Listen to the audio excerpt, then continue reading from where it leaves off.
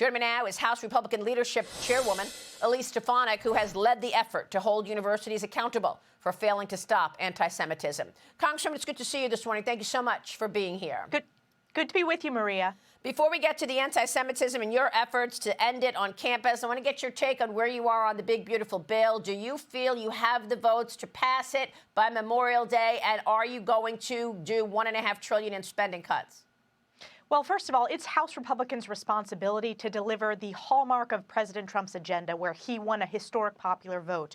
We know the stakes are incredibly high, and we are committed to getting this done. And this one big, beautiful bill, it includes so many important provisions: unleashing American energy independence, continuation of the historic Trump tax cuts, and also adding no tax on tips, no tax on Social Security, as well as lifting the state and local tax, the SALT deduction, for high-tax states like New York, where people are struggling to make ends meet. These are commitments President Trump and Republicans made, and we are committed to getting it done. We're also very focused on fiscal savings. The fact of the matter is that under Joe Biden, it has been rampant waste, fraud, and abuse of U.S. taxpayer dollars, so we are committed to a fiscally responsible, pro-growth bill that also secures our borders. We are going to work to get this done.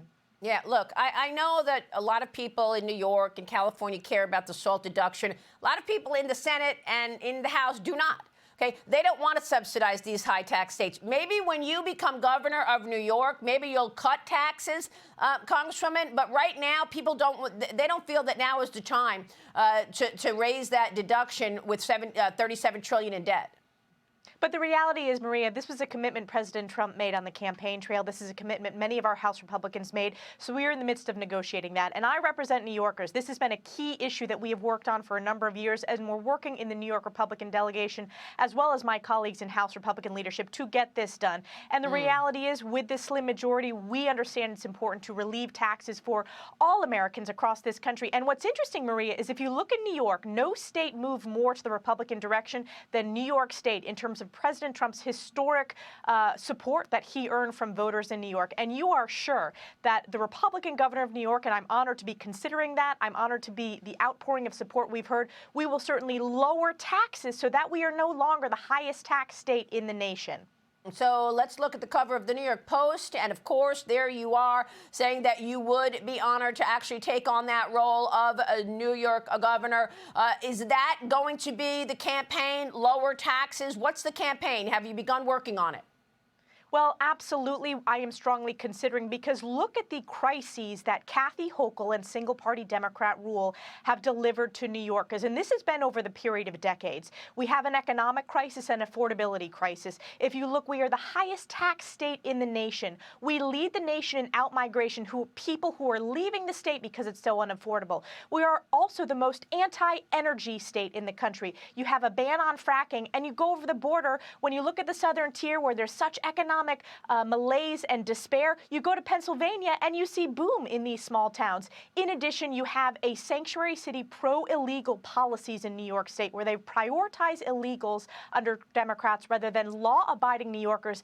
And then, of course, Maria, you have the crime crisis. And this is a result of Kathy Hochul's failed bail reform, where they turned their backs on hardworking law enforcement officers. They prioritize the criminals to the point that they're even releasing criminals onto our streets, releasing illegals onto our streets. So New Yorkers, not just Republicans, but independents and Democrats as well, are yearning for a new generation of leadership to bring common sense back to our state. So absolutely, I'm taking a hard look at it, and the outpouring of support has been tremendous. And Kathy Hochul is the worst governor in America. I dubbed that of Andrew Cuomo, not thinking anybody could make it worse. Kathy Hochul makes the impossible possible. She is the worst governor, and it's showing in her poor, abysmal approval ratings. All right, let me move on. We'll be watching your work on that, Congresswoman. Let me move on to the anti-Semitism that you have been trying to eradicate. Did President Trump do the right thing in terms of taking away the tax exemptions for Harvard? And are we going to see more of that?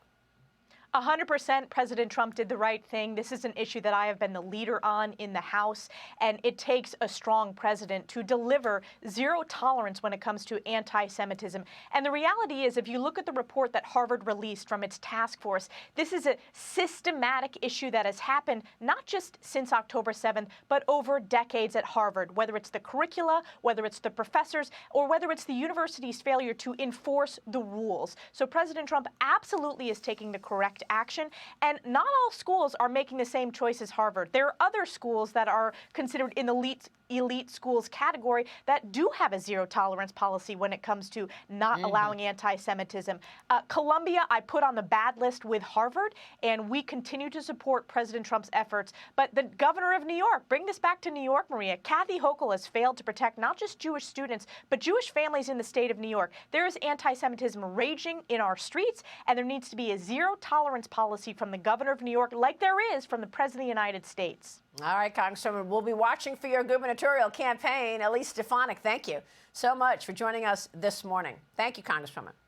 Thank you, Maria. Hi, everyone. I'm Brian Kilmeade. I want you to do me a favor. I want you to click to subscribe to the Fox News YouTube page. This is the only way that I know for sure that you're not going to miss any great commentary, any great news bites, any great interviews coming your way on Fox. You can get it all here on YouTube. So subscribe right now.